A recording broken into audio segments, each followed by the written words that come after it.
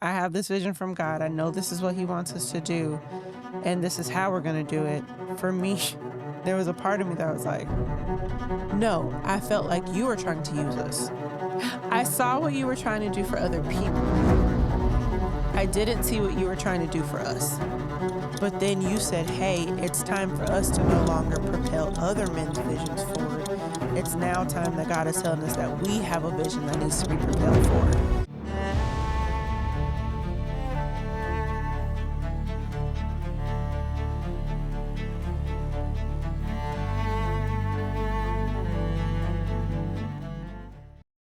Hey guys, welcome back to Married to Marriage. I'm your host and husband, Antoine. And I'm your host, Kayla. And I just want to expand on some thoughts about being a visionary, more so from your perspective, babe. Now that I'm coming into the acceptance of that, I have a vision from God, blah, de, blah, de, blah. I'm not special. I just have to do this thing that nobody can see. You've been able to see a different view inside of me. Mm-hmm. That I think you can maybe share some light to women, to other wives who have a visionary as a man. Sometimes it can be the woman, but I think you have a unique insight on how to navigate that, but also maybe speaking to a woman with a visionless marriage and how to maybe find that, maybe be able to water that. Yeah, I mean, it has taken time for me to even be able to come into a place to be like, hey, I have a visionary as a husband. Like, because I've been with you for so long that we're growing in this together, that the minute that you came to me and you were like, I have this vision from God. I know this is what he wants us to do, and this is how we're going to do it. For me, there was a part of me that was like, yesterday you wanted to play the bass on stage. Today you're saying God is supposed to move us to Nashville to do nothing with music, but to hide us and make us great in other ways. And so there was a minute I was like, are you sure? Do you know what you're talking about? And I have to correlate it back to, this is probably how Noah's wife felt, Noah in the ark.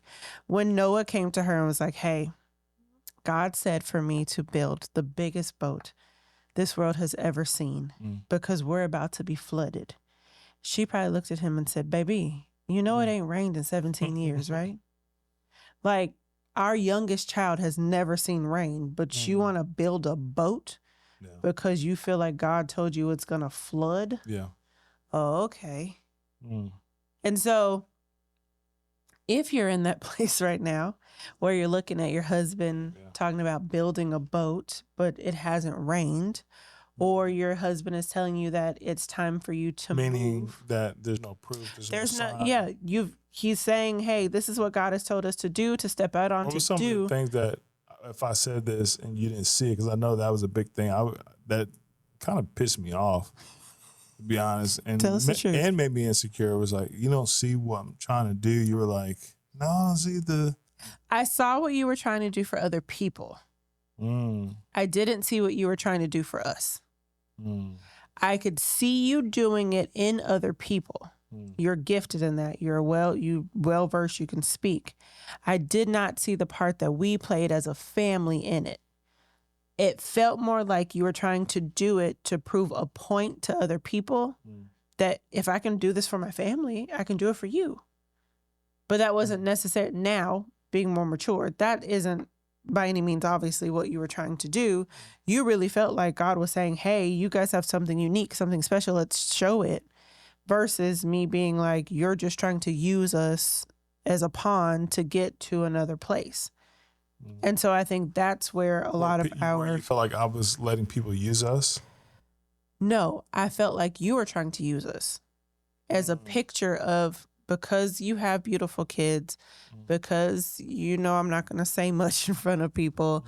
Like, you can say whatever and use it because you are so good at doing it for other people. You're great at pulling visions out of other visionaries and making those visions come forth. And we've always been more of a background couple family that have propelled other people's visions forward. And we were great at that. Like, I could have lived in that role for a long time where my name was never known. But then you said, hey, it's time for us to no longer propel other men's visions forward. It's now time that God is telling us that we have a vision that needs to be propelled forward. And that was a hard transition. And I think the only way that, I think you talk about this, but I think the only way that you really ever know that it's time that you have your own vision is if you've helped propel somebody else's vision forward. There you go. The only way that you can be a visionary is if you've ever been a vision carrier. And if you're a vision carrier and you're doing it well, then that's probably a place that you're really comfortable in, which was what it was for me, because it doesn't put the pressure on me if this fails. Now you're preaching. And so it's easier to push someone else's vision forward. If it fails, all I was doing was just pushing the boat out into the water. I wasn't actually building the boat that's leaking. And now as a visionary and the wife of a visionary, if this boat leaks, if people sink, if animals fall in, it's on us. And that was a hard shift to go into. And so a lot of the times I could see it for you. And then I started to be like, okay, if he's a visionary and this is what God has called him to be, then there's a role that I need to play in this as well. And even though I don't feel like my role is to be up front and in front of cameras before, this is still uncomfortable for me.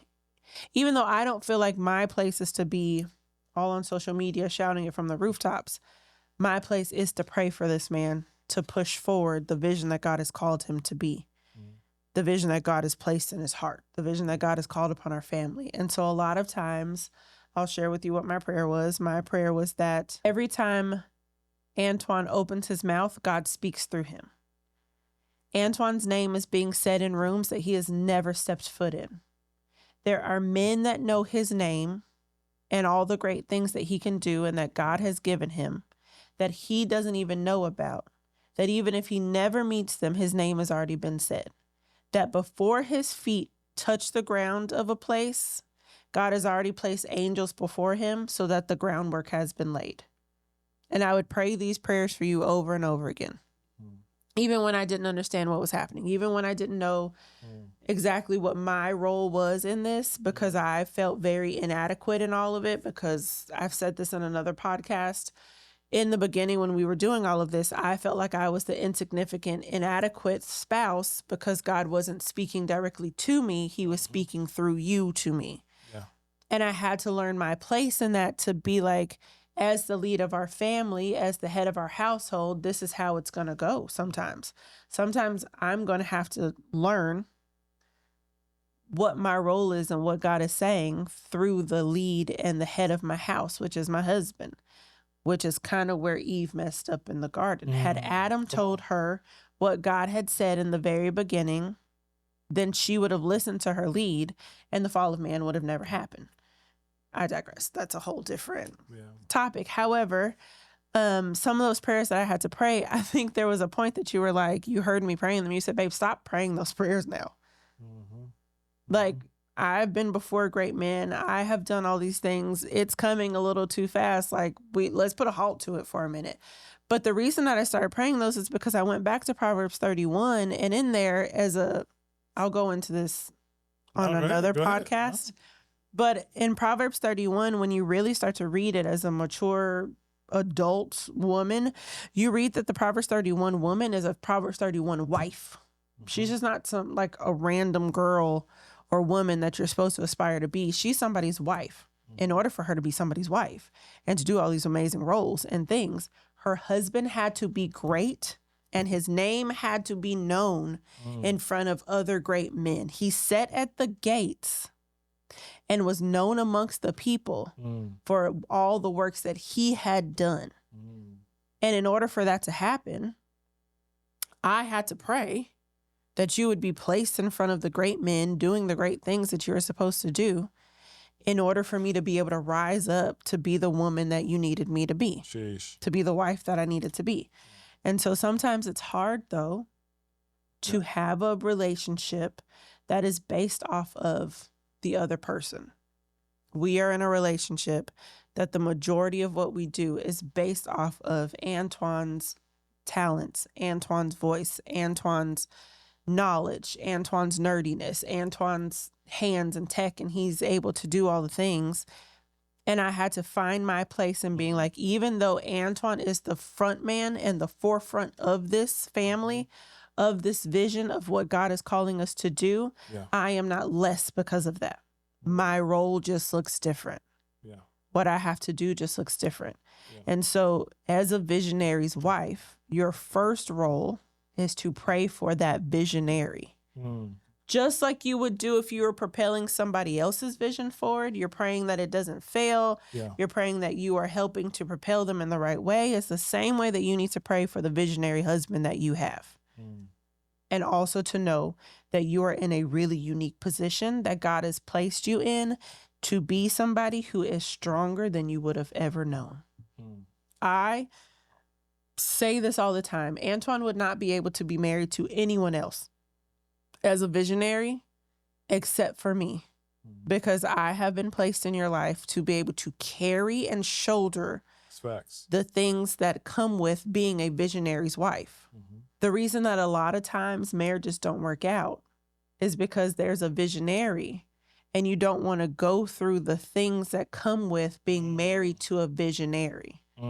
It means sometimes that you don't get the holidays that you thought you were going to get. It means sometimes that you don't get the family dinners that you thought you were going to get.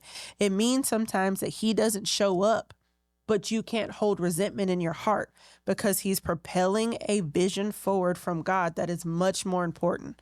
When you stand before heaven and God asks you what you did on earth, and you say, I hindered the vision that you placed in this man's life because I was upset he didn't make it to dinner or he canceled a date night, you'll have to stand before God for that. And there came a time that I was like, bump that. I'm not standing before God and being like, I held this family back because I was upset and resentful in my heart for it. So many times he's missed a lot of holidays. He's missed a few birthdays, but it was my job to cover it.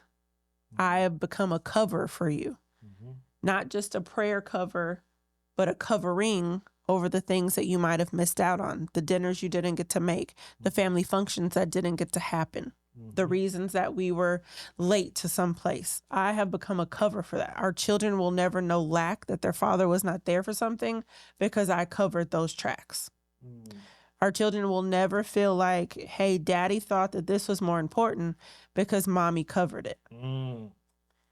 And so there's not a time that Antoine has ever been like, hey, this is more important than what we're doing. By no means. However, he has said, hey, this is something that's really important that God has called me to, or that God has placed me in front of, or there's somebody who's here who I've been trying to get in touch with, who I know God told me I need to speak with. Can we shift it around? And sometimes you have to be okay with saying, yes, we can shift it around. We can do something different. I will cover you in this moment. Now, speaking to those women who are out there who have a husband who is visionless, and you're trying to figure out how to make it so that he understands or gets a vision from God for your family, because it's not so much that he needs a vision for the world, but he needs a vision for your family and where your family is going. And so in that, I think that has a lot to do with who you are and praying and what you pray, the words that come out of your mouth in your prayer closet. Because the words of a wife can either make or it can break a husband. And I know that many people don't think that we hold that much power, because we're in a world now who thinks marriage is lesser, women should be more powerful, and there's a whole women's movement now. Your ability to hold your husband to a higher standard or a lower standard, what you call that man when he's not near you, what you call that man to his face, what you say about that man will make or break your relationship, and will make or break what that man is able to do and see and hear from God. So a lot of the times we're wondering why our husbands are visionless, why our husbands don't catch on, why our husbands aren't hearing from God. But are you calling that man the man that he's supposed to be? Or are you telling that man that he's worthless, that he's bringing nothing to the table, that you can do it all by yourself? Is there a time that you're stepping up and you're saying, you know what? Yeah, now I'm not talking about the man that is constantly putting a video game before you. Yep. I'm not talking about a man who's putting another woman before you. Like, there are circumstances and wisdom that needs to be used, obviously. But is there times that your husband is doing the best that he can to provide for the family and you're not edifying him every day? Sheesh. Sometimes it takes us to have to edify and move forward the vision that God has placed in that man's heart, to bring it to the forefront so he's vulnerable enough to be able to talk about the vision that God has given him. That's good, babe. Are you a safe place for him to be able to hide those things that he feels that God is bringing to him? Or when he brings it to you, are you going to say, you don't know what you're talking about? Wow. This sometimes can make or break whether your man is a visionary or he's visionless.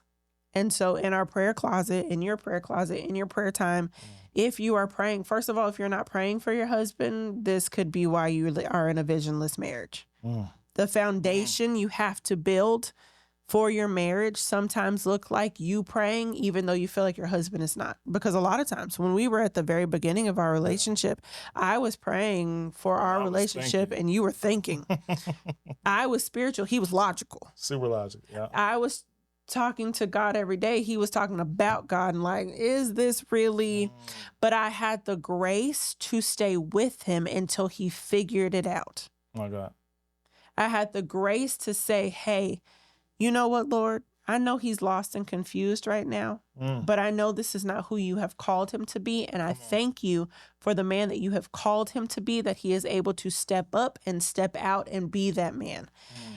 That's where you're starting in your prayer closet, to talk to that man, to speak those things that are not as though they were, and to bring forward the vision that God has placed in his heart so that you are a safe place for him to be able to share the vision that he has for your family.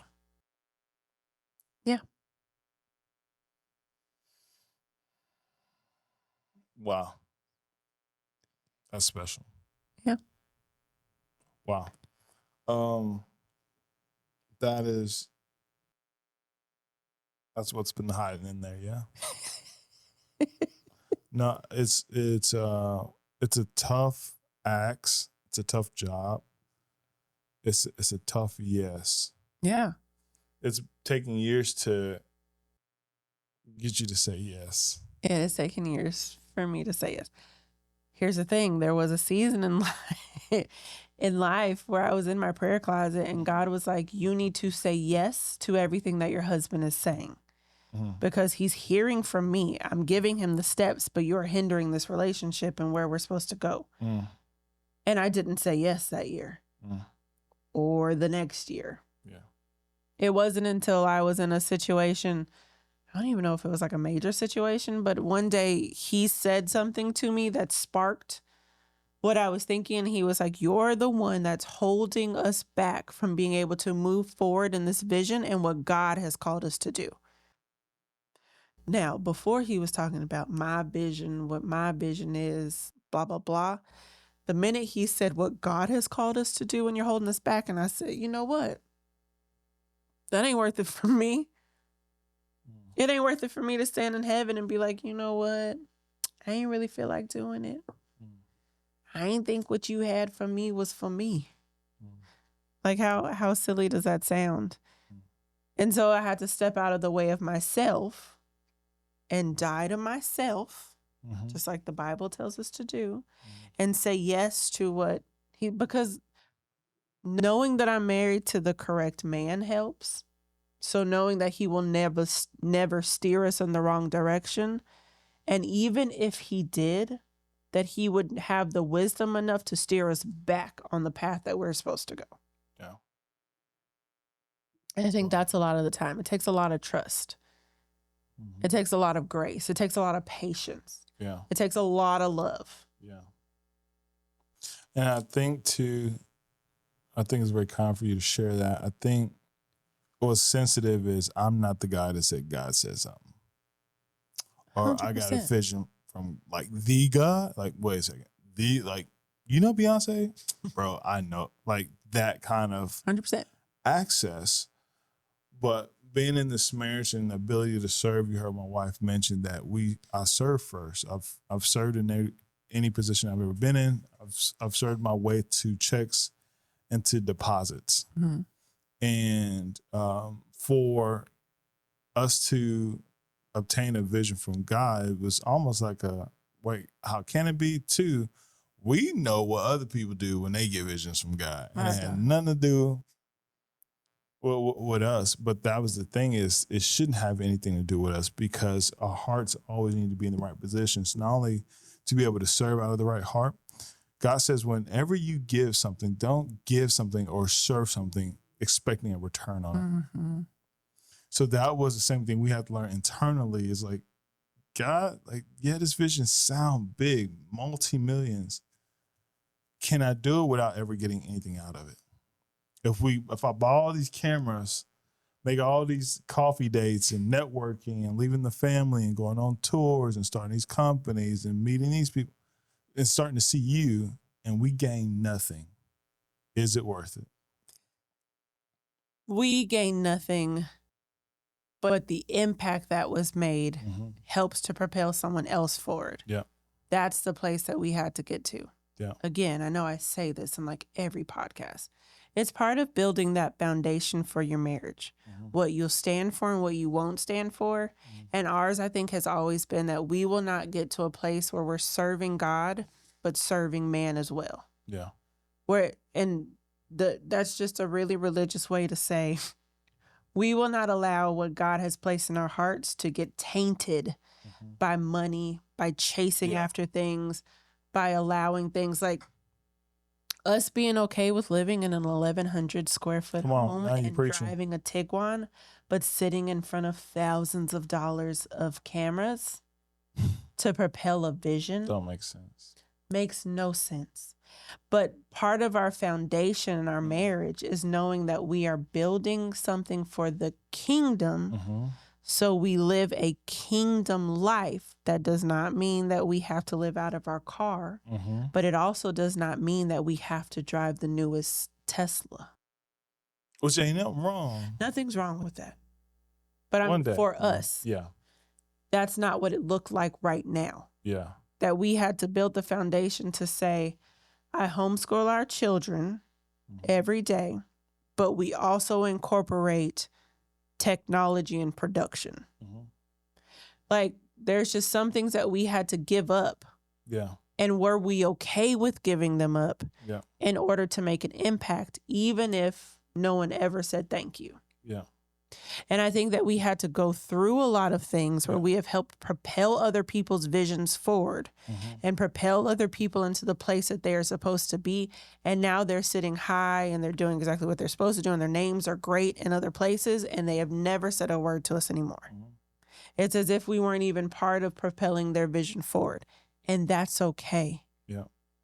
It holds nothing for us that if they were to call us tomorrow and say, hey, we're in trouble and we need you guys, we want to know if you can help us do blah, blah, blah, that we would probably say, okay, what does it entail? Is it legal? Because we got 3 kids now. Like, we got to be safe about it. But ultimately, the answer would be yes, because we've never walked away from a situation ourselves in a bad light for ourselves. We've never walked away mad at a situation for what God has propelled forward. Because we knew going in, just like when I was in high school, I knew that my high school boyfriend wasn't about to be my husband. And I said it multiple times, like, this is great. This is fun. I'm having so much fun. I know we're not going to get married. That's how we walk into sometimes propelling other visionaries' visions forward as a vision carrier. This is great. This is fun, but this is not our end all be all. That's good. This is not where we're going to be for the rest of the life. This is not how we're getting rich. This is how we are helping. And this is what God has called us to do in order to push this forward. But we also know that this is not what we are meant to do for the rest of our lives. You are a grain of salt in the meal that we are preparing to place before the Lord. Yeah. Does that help? This is Married to Marriage. Good job. That was smashing. I didn't know you had all that in you. Uh-huh. That's good.